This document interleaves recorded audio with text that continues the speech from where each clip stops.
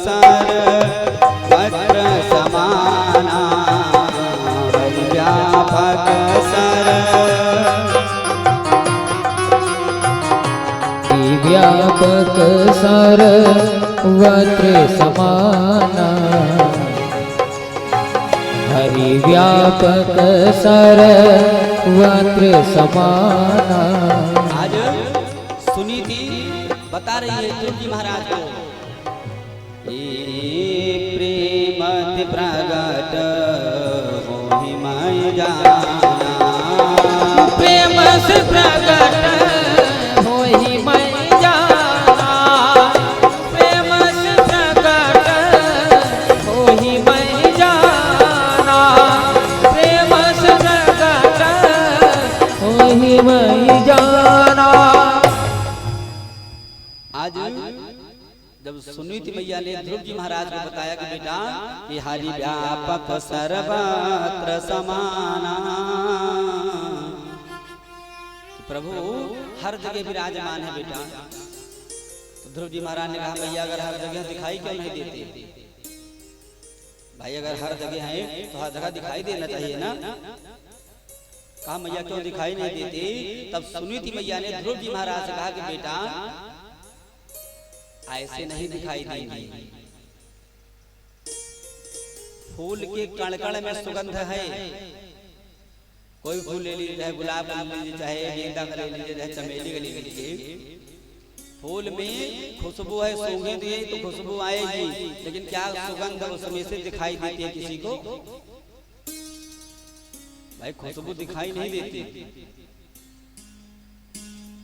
केवल सुगंध है लेकिन दिखाई नहीं देती।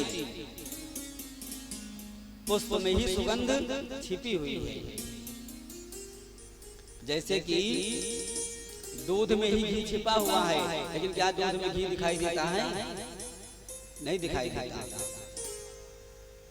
क्यों? क्योंकि दूध को घी बनने के लिए पहले दूध को गर्म किया जाएगा, उसके बाद दही जमाया जाएगा, दही जमाने के बाद मथानी से मथा जाएगा, और मथानी से मथने के बाद फिर मक्खन निकलेगा, मक्खन को गर्म किया जाएगा, तब जाकर के घी निकलेगा। तो दूध से ही घी बना, लेकिन क्या दूध में घी दिखाई दे रहा है? हाँ बेटा, उसी प्रकार से कि हरि व्यापक सर्वत्र समाना, हर जगह प्रभु विराजमान है, लेकिन कि प्रेम प्रगट होहि मैं जाना। भगवान को प्राप्त करने के लिए भगवान ने स्वयं कहा है कि अगर मुझे प्राप्त करना है तो पहले क्या करो आप? भगवान को क्या नहीं प्रिय है, क्या नहीं पसंद है? अगर भगवान को प्राप्त करना है तो पहले आप क्या करो? भगवान ने स्वयं कहा कि सबसे पहले आप कि निर्मल मन जन सो मोहि पावा। क्या नहीं पसंद है भगवान को? कि मोहि कपट छल छिद्र न भावा। भगवान को ये कपट नहीं पसंद है। लोग भक्ति दिखाने के लिए करते हैं,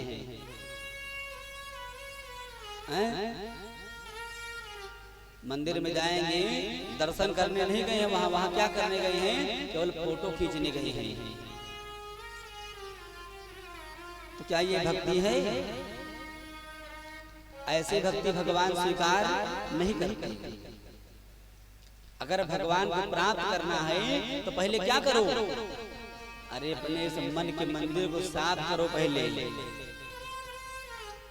जो इसमें खूब बसा लिए हो, मोह माया का जो पक्षी बैठा लिए हो इसमें, पहले आप इसको साफ तो करो कि निर्मल मन जन सो मोहि पावा, तब भगवान मिलेंगे। अन्यथा कि मोहि कपट छल छिद्र न भावा। दिखावटी भक्ति नहीं होनी चाहिए। भक्ति कैसे हो? निष्काम भक्ति हो, भक्ति में कोई कामना ना हो और निष्कपट भक्ति हो। अबे नहीं क्यों चंदन लगा लिया, को चंदन लगाने के बाद चलो बैठो इधर उधर को घूमो टहलो, ये तो केवल दिखावटी भक्ति हो गई आपकी। आज जब सुनीति मैया ने ध्रुव जी से बताया कि बेटा प्रभु की तपस्या करो जाकर के, भगवान की प्राप्ति अवश्य होगी।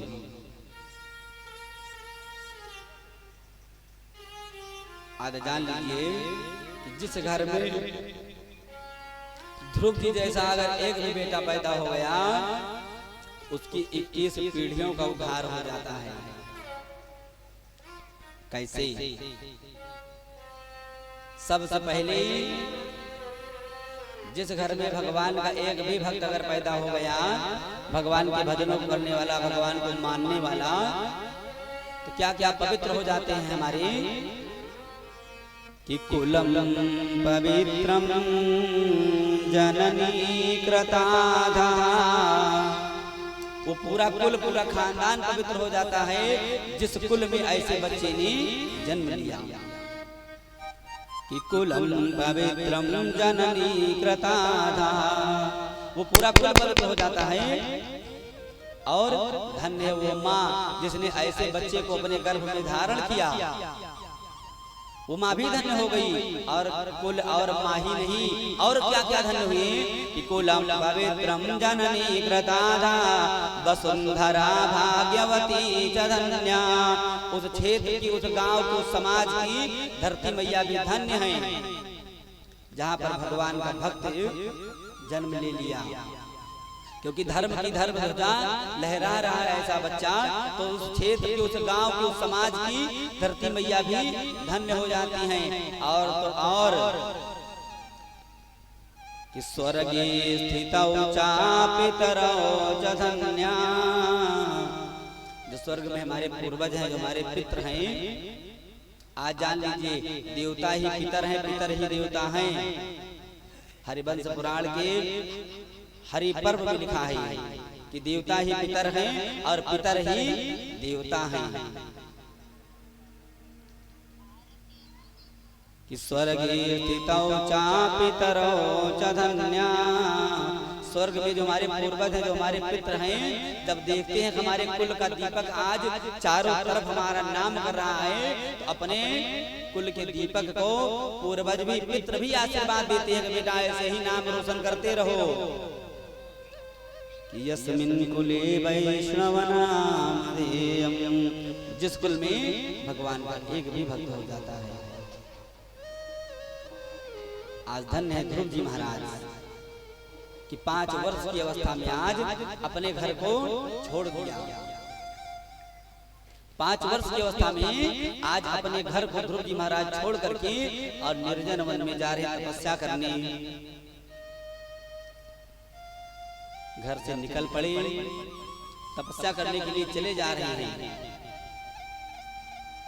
भाई मैया ने बताया कि हरि व्यापक सर्वत्र समाना, बेटा भगवान को ढूंढो, भगवान एक न एक दिन अवश्य मिलेंगे।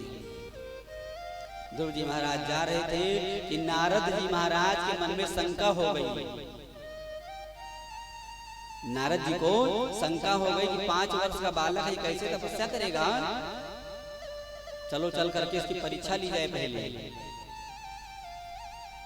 देखिए वैराग्य 2 प्रकार के होते हैं, वैराग्य 2 प्रकार के होते हैं।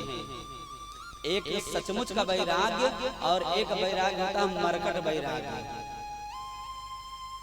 मरकट वैराग्य का मतलब बंदरों वाला, जैसे कभी इस डाली पर कभी उस डाली पर। तो नारद जी ने सोचा कि चलो देखिए सचमुच का वैराग्य है कि मरकट वैराग्य। मरकट वैराग्य का मतलब हुआ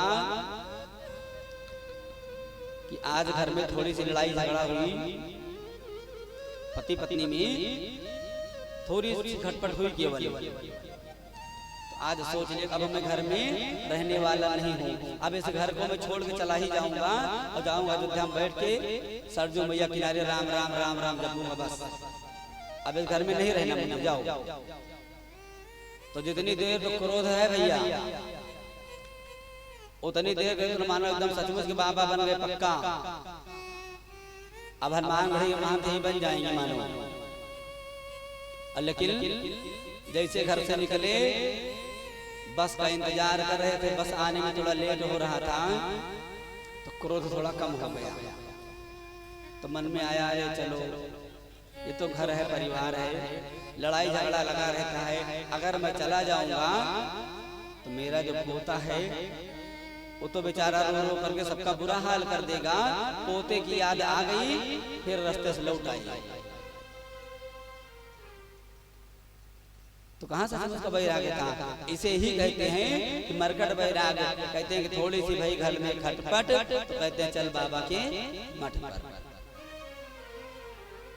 तो नारद जी ने भी सोचा कि देखिए चल करके कि सचमुच का वैराग्य हुआ इसको कि केवल ये मरकट वैराग्य है। नारद जी महाराज आ गए, ध्रुव जी महाराज ने प्रणाम किया और ध्रुव जी महाराज समझ गए कि अब संत का दर्शन हो गया तो अब मेरा बेड़ा पार हो गया। क्यों? क्योंकि जब तक प्रभु की कृपा नहीं होगी तब तक संत का दर्शन नहीं होगा।